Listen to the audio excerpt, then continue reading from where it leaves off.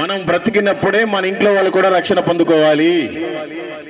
మనం ఉన్నప్పుడే మన ఇంట్లోనే అందరూ రక్షణలో ఉన్నామా లేదని చెక్ చేసుకోవాలి. చనిపోయిన తర్వాత అయ్యా నా ఇంట్లో వాళ్ళు ఇంకా రక్షణ పొందలేదు, నాకు అది లేదు ఇది లేదంటే కుదరదు. కాబట్టి మీ ఇంట్లో ఎవరైనా రక్షణ పొందకపోతే వాళ్ళ కోసం మీరు ఇప్పుడే బ్రతిమలాడుకొని బుజ్జగించుకొని మందిరానికి తీసుకొని రండి. మందు ఇంకెవరైనా తాగుతుంటే ఇక్కడ బ్రతిలాడి గడ్డం పట్టుకోండి, చేతులు పట్టుకోండి, అవసరమైతే కాళ్ళు పట్టుకొని బ్రతిలాడండి. అయ్యా మందు మానేసేయి, ఆ సిగరెట్లు మానేసేయి, దేవుని మందిరానికి రాయా అని మీరే బ్రతిలాడుకోవాలి. మీ పిల్లలు కానీ మీ ఇంట్లో వాళ్ళని కానీ.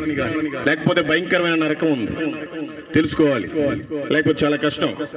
కాలము సంపూర్ణమై ఉన్నది, దేవుని రాజ్యం సమీపించింది. వాక్యం ఏమని సెలవిస్తుందంటే చీకటి దినాలు రాబోతున్నాయి, ఇప్పుడు వెలుతురనే దినాలు ఉన్నాయి. ఇప్పుడే మీరు మీ ఇంట్లో వాళ్ళ రక్షణ పొందించుకోండి, మీ బంధువులకు సువార్తను చెప్పండి, మీ స్నేహితులకు సువార్తను చెప్పండి. అనేక మందిని అగ్నిలో నుంచి లాగినట్టుగా లాగి మీరు దేవుళ్ళు నిలబెట్టమని చెప్తుంది. వాక్యం ఏమని చెప్తున్నా ఒకసారి వినండి. యోహాను సువార్త 9వ అధ్యాయం 4వ వచనం ఈ విధంగా సెలవిస్తుంది. పగలున్నంత వరకు నన్ను పంపిన వాని క్రియలు మనం చేయుచుండవలెను, రాత్రి వచ్చుచున్నది, అప్పుడెవడనో పని చేయలేడు. ఇప్పుడు మనకు మంచి అవకాశం వేరే వాళ్ళకి సువార్త చెప్పడానికి. ఇప్పుడు మాకు అవకాశం ఉంది కాబట్టి ఈ పట్టాభిరామపురం వచ్చి మీకు సువార్త చెప్తున్నాం. నీ ఉత్తరప్రదేశ్, మధ్యప్రదేశ్, ఛత్తీస్గఢ్, ఒరిస్సా పోయి ఈ మాత్రం మైకి పెట్టి చెప్తే యేసు ప్రభు దేవుడు అనగానే వచ్చి మొత్తం కారు మొదలు కొడతారు, మమ్మల్ని కూడా కొడతారు.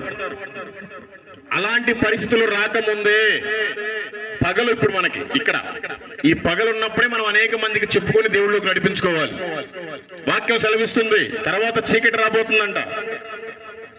అయ్యా నాకు ఈ పగలు వద్దు, ఈ చీకటి వద్దు, నాకు కుదరదు, నా పని నేను చేసుకున్నాను, బ్రతుకుతానంటే మీ గురించి కూడా దేవుడు మంచిగా వాక్యాన్ని ఒకటి రాసి పెట్టాడు, హెచ్చరిక.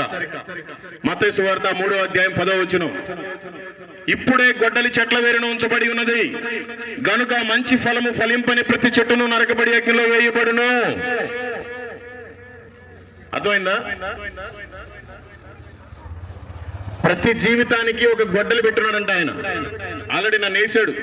మొత్తం బిజినెస్లు పోయినాయి, వ్యాపారాలు పోయినాయి, 3 కోట్ల రూపాయలు నష్టం. కుర్రోమర్రు అనుకుంటా ప్రభు పాదాలు పెట్టుకుంటే నా స్వార్థ పని చేయమని చెప్పాడు, అందుకని చేస్తున్నాం. మరి మిమ్మల్ని కూడా మొత్తక ముందే మీరు మంచిగా మారండి, మీ ఇంట్లో వారిని కూడా మీరు మార్చుకోండి, మీ మిత్రుల్ని మీ బంధువులను కూడా మీరు దేవుళ్ళలోకి నడిపించండి.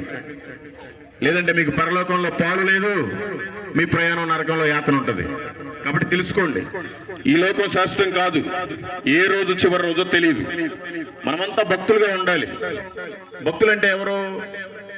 రోజు పొద్దున్న లేవగానే ప్రార్థన చేసుకోవాలి, వాక్యాన్ని చదువుకోవాలి, వాక్యానుసారం మనం జీవించాలి.